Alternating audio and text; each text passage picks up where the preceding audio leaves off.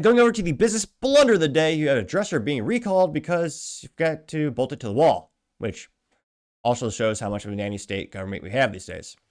Now this comes to us thanks to the U.S. Consumer Product Safety Commission. It says, quote, Solder Woodworking recalls clothing storage unit over trip hazard because the restraint straps weren't included. Because you have to have straps for a dresser these days to bolt it to the wall. Now, you can see this very important piece of plastic. Was it? So it's 4 components. Well, I guess, yeah. 2 screws. I'm guessing that's a plastic strap. And I forget well, I have to turn in my man card for the day. I forget the mechanism that you drill a hole in the wall, put a little piece of plastic in, then you use the screw. Fastener, probably. It's been a couple years since I used one of those. But nevertheless, I mean, you have to have that, of course. Here's some pictures of the dressers. There you go. Yeah. Apparently you have to bolt that to the wall.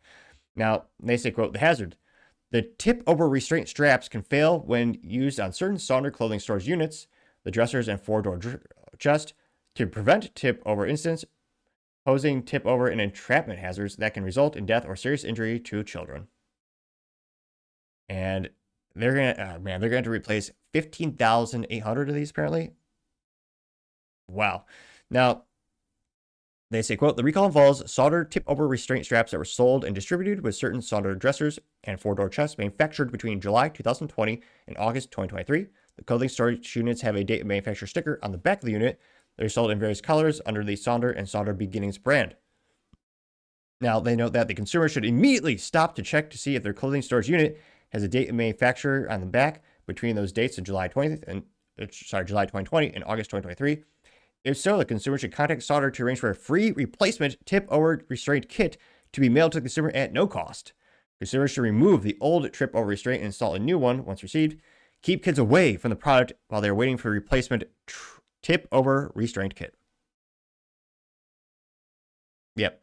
And of course, there's laws and regulations that force these companies to include this crap, which I understand. A lot of people will argue to their red in the face, because it is unfortunate. This law and regulation probably came because someone, unfortunately probably passed away and is, good intentions, which, again, the counter to that is the age-old saying of the road to hell is paved with good intentions. This reminds me of those stupid $1 Chinesium locks you get every time you buy a handgun in the United States.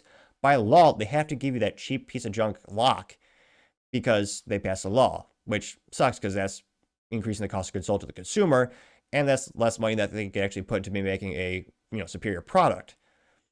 Again, I know those locks are like the cheapest things and the first thing you throw away when you buy a gun, but yeah, there's a lot of products that exist just because of regulation and argue don't do much good to society.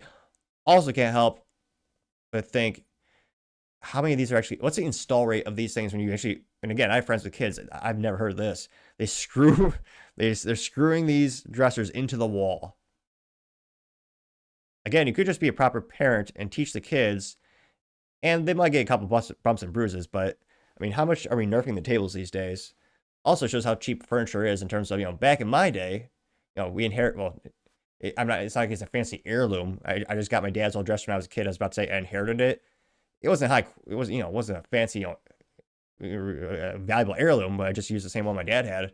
And that thing was more solid. And I mean, yeah, I jumped off of it a couple times, but also when it got wobbly, I kind of learned, well, maybe I need to rearrange my weight or, weigh down the bottom couple of drawers. That way it makes a more stable structure, which again, it's not a structure, it's a dresser, but nevertheless, this recall is going to cost them a pretty penny. And I would guess the adoption rate or the rate at which parents install these, and again, they're screwing a dresser into the wall, it's got to be less than 5%? Let me know in the comments. What do you think that rate is? Now, they know that these are sold at Cooks Brothers, Homemakers Furniture Plaza, and Menards. Haven't heard that name since I lived in the Midwest. Nationwide, as well as Amazon.com. Apparently, you can buy dressers at Best Buy. Weird. So they also sell these at Best Buy, which they have about 18 employees left. Home Depot, Menards, Solder, Target.com, UrbanOutfitters.com, Walmart.com, and Wayfair, and other websites, again, from July 2020 to December 2024.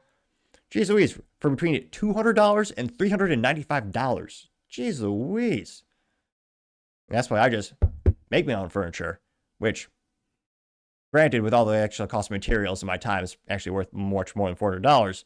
But I would argue, this, 150-year-old antique barnwood siding and this thick epoxy made in America, this thing will last probably a couple decades at least, so a little more durable. Now, if you feel very worried about this recall, you can call them and you can note the recall number. That's going to be 25-146. The silver lining in the situation, thankfully, no one's been hurt from this. No kids have passed away. There's no bumps and bruises. So again, there's silver lining. No injury reports were noted, but it's still going to cost the company a pretty penny to mail out these things. And at the end of the day, I'm guessing most parents are going to get this in the mail and just immediately toss it into the trash. But you're selling a product in the United States, the most overly regulated countries on the planet, but also one of the most profitable, important markets in the world. Got to play by the rules. So at the end of the day, I gotta say, solder your dresser recall and the fact that you forgot this little silly strap. So I gotta say that is certainly the business blunder of the day. Thank you everyone for taking the time to tune in today. Again, try to get to 5,000 subscribers by the end of the month, so you can click that button. I greatly appreciate it. Also, give me a thumbs up, thumbs down, or comment. It's a great way to give me some additional feedback, letting me know how I can make the show better and better. Lastly, don't forget to take time to tell your family, tell your friends, tell your coworkers, heck, tell your enemies, tell anyone and everyone. Just stay safe and fight the good fight.